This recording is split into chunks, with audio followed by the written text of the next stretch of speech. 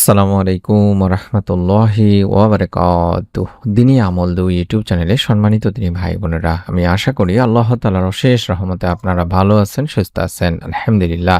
আজ অত্যন্ত গুরুত্বপূর্ণ একটি দিন দিনী ভাই বোনেরা। আজ হচ্ছে পবিত্র জুমাবার বা শুক্রবার এবং আশুরার দিন। যারা রোজা আছেন তারা অবশ্যই এই আমলটি করবেনই করবেন।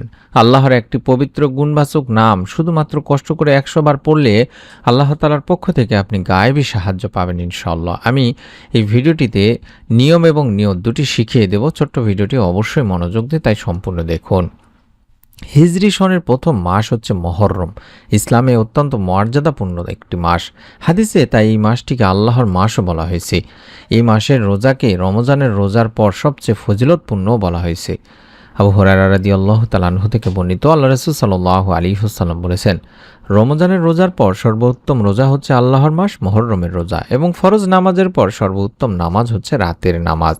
এটি সহিহ মুসলিম শরীফের সহিহ একটি হাদিস দিনী ভাই বোনেরা। আমরা আজকে যারা রোজা আছি তারা অবশ্যই আমলটি করব এবং আগামীকালকে একটি রোজা রেখে আমলটি করার চেষ্টা করব। তবে যারা বৃহস্পতিবার রোজা ছিলেন তাদের আগামীকাল শনিবার রোজা রাখার প্রয়োজন নেই, অর্থাৎ বৃহস্পতিবার আর শুক্রবার রাখলেই হবে। আর যারা বৃহস্পতিবার রোজা ছিলেন না তারা আজকে শুক্রবার যারা রোজা আছেন আগামীকালকে শনিবারও একটি রোজা রাখবেন এবং 2 দিনই আমলটি করার চেষ্টা করবেন দিনী ভাই বোনেরা।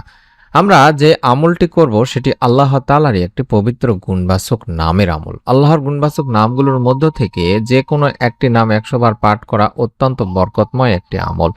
গায়েবী সাহায্য রহমত পেতে আপনি আল্লাহর নামগুলোর আমল বেশি বেশি করে করবেন।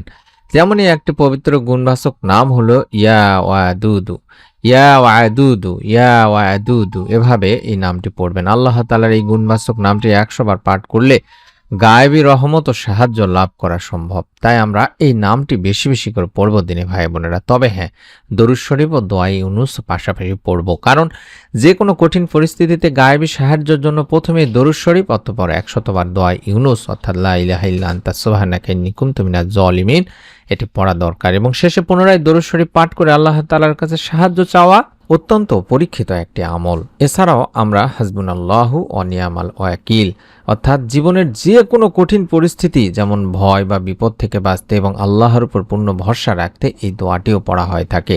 আপনি আপনার মনের যত আশা আকাঙ্ক্ষাগুলো আছে আপনারা যদি এই নামগুলো পড়ার পরে আল্লাহ তাআলার কাছে চাইতে পারেন, রব্বুল আলামিন কিন্তু আপনার আশা আকাঙ্ক্ষাগুলো পূরণ করে দেবেন।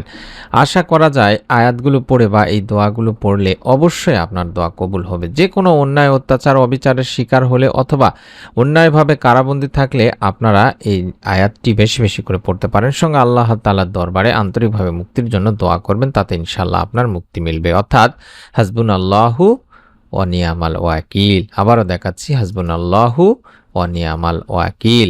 এটি একটি অংশটি কোরআনের একটি আয়াত দিনী ভাই বোনেরা। এটি পড়ার কথা পবিত্র সহিহ হাদিসের মাধ্যমে প্রমাণিত আছে। বলা হয়েছে ইব্রাহিম আলাইহিস সালামকে আগুনে নিক্ষেপ করা হলো এবং রাসূল সাল্লাল্লাহু আলাইহি সাল্লাম মুশরিকদের হামলা হবে এমন খবর শুনে হামরাউল আসাদে উক্ত দোয়াটি পাঠ করেন। এটি বুখারী শরীফে আছে, সূরা আলে ইমরানেও রয়েছে। এছাড়াও আল্লাহ রাসূল সাল্লাল্লাহু আলাইহি সাল্লাম এই বিশেষ দোয়াটি পাঠ করার ব্যাপারে উৎসাহিত করেছেন। এটি তিরমিজি শরীফে আছে দিনী ভাই বোনেরা। আমরা এই ছোট্ট দোয়াটির মাধ্যমে আল্লাহ তাআলার কাছে আমাদের সাহায্য অর্থাৎ মনের নেক আশা পূরণের জন্য আল্লাহ তাআলার কাছে গায়েবী সাহায্য চাইতে পারি। তাছাড়াও আবু সাঈদ খুদরি রাদিয়াল্লাহু তাআলা আনহু থেকে বর্ণিত আছে, কঠিন কিয়ামতের বর্ণনা শুনে সাহাবীরা যখন ভীত হলেন তখন রাসূল সাল্লাল্লাহু আলাইহি সাল্লাম এই দোয়া পড়তে বলেছিলেন। অর্থাৎ সুনানে তিরমিজি শরীফের এই হাদিসটিতেও এই দোয়াটি পড়ার কথা বলা হয়েছে, তবে একটু অন্যভাবে, যেমন হাসবুনাল্লাহু ওয়া নি'মাল ওয়াকিল সাথে আলাল্লাহি তাওয়াক্কালনা অর্থাৎ আলাল্লাহি তাওয়াক্কালনাটাও পড়তে বলা হয়েছে।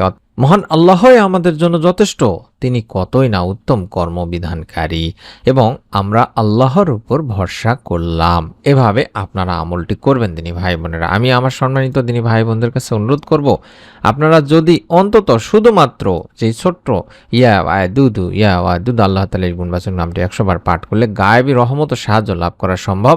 এটিও ১০০ বার পড়ে আল্লাহ তাআলার কাছে গায়েবী সাহায্য চাইতে পারেন।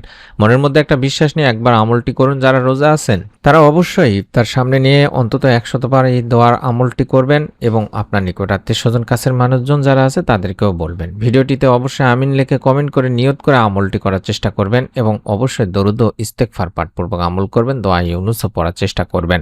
আমি দোয়া করি আল্লাহ তাআলা যেন আপনাদের সকলকে আল্লাহ তাআলারই একটি পবিত্র গুণবাচক নামের ওসিলায় কার কি গায়েবী সাহায্য প্রয়োজন আল্লাহ তাআলা যেন পূরণ করে দেন, আমিন। নতুন আমলের ভিডিও পাওয়ার জন্য অবশ্যই চ্যানেলটির সঙ্গে থাকার অনুরোধ করছি, অর্থাৎ সাবস্ক্রাইব করে বেল বাটনটি অন করে রেখে দেওয়ার অনুরোধ করছি। সকলে ভালো থাকুন, সুস্থ থাকুন। আসসালামু আলাইকুম ওয়া রাহমাতুল্লাহি ওয়া বারাকাতুহু।